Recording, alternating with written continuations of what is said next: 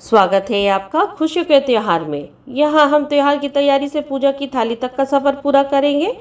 आज की वीडियो में सुनिए अध्याय 11वां, तिथि व्रत का महात्म्य।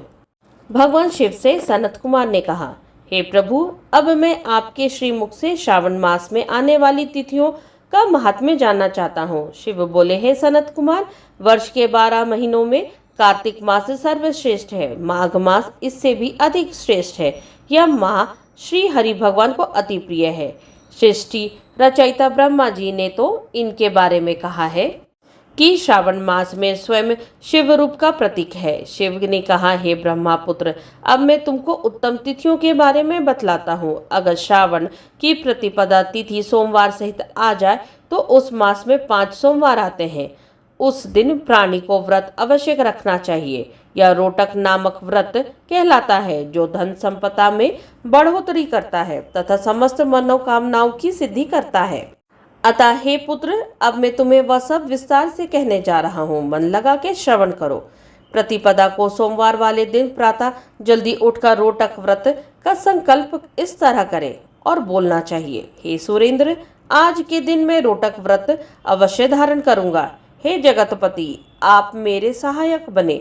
इस प्रकार संकल्प कर प्रतिदिन स्नान करके भगवान का पूजन करना चाहिए। उसके लिए अभिवाजित बिल्वपत्र, नील कमल, तुलसी के पत्ते, कलहार, कमल, चंपा, कुसुम, कुंद, मालती, अर्क तथा अन्य पुष्पों का तथा विविध प्रकार के मौसमी फूल, धूप, दीप नैवेद्य से पूजा करनी चाहिए। रोटकों को नैवेद्य में अवश्य अर्पण करे। पुष्पहार नाप से 5 रोटकों को निर्माण करे। 2 रोटक ब्राह्मण को दे, 2 स्वयं खा ले और 1 रोटक नैवेद्य हेतु भगवान शंकर को अर्पण करे। अवशिष्ट पूजन के पश्चात ज्ञानी को अर्घ्य देना उचित है। अर्घ्य दान हेतु नारिकेल, जम्भीरी, केला, बिजौरा, नींबू, ककड़ी, खजूर, दाल, मातुलिंग, नारंगी, अनार, अखरोट और अन्य मौसमी फल सर्वोत्तम माने गए हैं।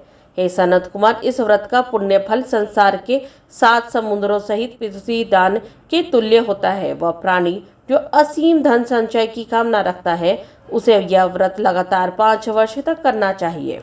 रोटक व्रत का उद्यापन करना आवश्यक होता है। उद्यापन में स्वर्ण के 2 रोटक बनवाने चाहिए। प्रथम दिवस अधिवासन के पश्चात दिवसों पर प्रातः के समय शिव मंत्र बोलकर बिल्वपत्र से हवन करे। हे सनत कुमार, इस विधि से व्रत करने पर सभी मनोवांछित कामनाएं पूरी हो जाती हैं। अब मैं द्वितीय तिथि का शुभ व्रत बतलाता हूँ। इस व्रत से पुत्र की प्राप्ति होती है और असीम धन भी मिलता है।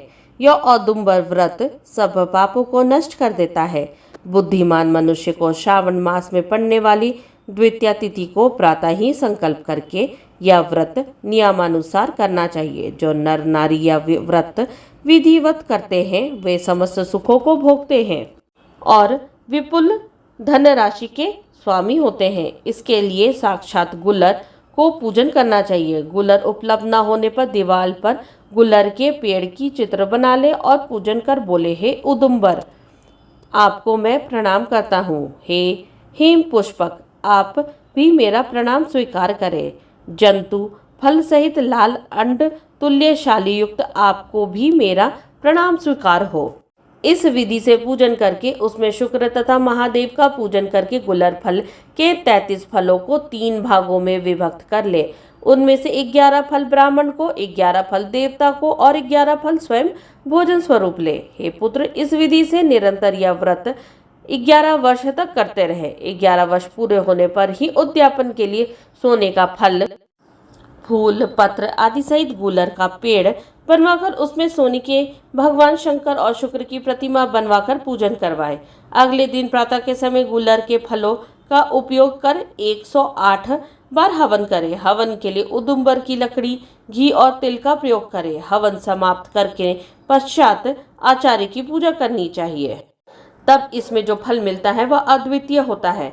जैसे एक वृक्ष में अनेक फलों की वृद्धि होती है, उसी प्रकार साधक व्रती के यहाँ भी अनेक पुत्र उत्पन्न होते हैं। जैसे वह वृक्ष स्वर्ण फलों के भार से लदा होता है, वैसे ही व्रती भी असीम धन संपदा का मालिक होता है। इस अध्याय के पाठ से क्या फल मिलता है? इस प्रकार 11वें अध्याय के पाठ श्रवण से धन धान्य की वृद्धि होती है। श्रावण मास महात्म्य के अंतर्गत अध्याय 11वां तिथि व्रत का महात्म्य समाप्त हुआ।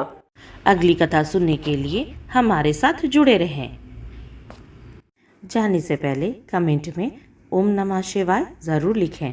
श्रावण महात्म्य की पूरी 30 कहानी श्रावण महात्म्य प्लेलिस्ट में संग्रहित की हुई है। उससे सुनने के लिए डिस्क्रिप्शन बॉक्स में प्लेलिस्ट की लिंक दी गई है। यहाँ तक बने रहने के लिए आप सबका धन्यवाद। ओम नमः शिवाय।